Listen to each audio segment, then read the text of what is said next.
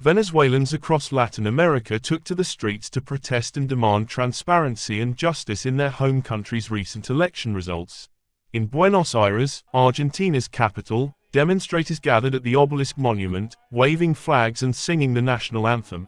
In Mexico City, protesters rally at Simon Bolivar's monument to protest against the election of Venezuelan President Nicolas Maduro.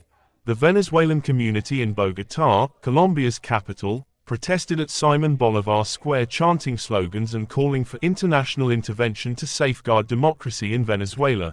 Meanwhile, in Peru, attendees prayed and said they were defending their votes outside the Venezuelan embassy in Lima.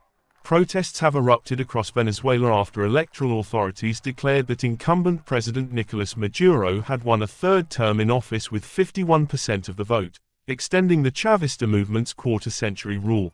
But the country's opposition says its tally of about 90% of the votes shows its candidate Edmundo González received more than double the support of the incumbent president. Venezuelan opposition leader Maria Corina Machado emerged from hiding to join her supporters protesting in the streets of Caracas against contested national election results, as thousands marched all across the South American country. Supporters were happy to see Machado in the streets after the leader said in an op-ed for the Wall Street Journal that she was in hiding and feared for her life. In addition to Caracas, demonstrations took place in cities including Valencia, Maracaibo and San Cristobal.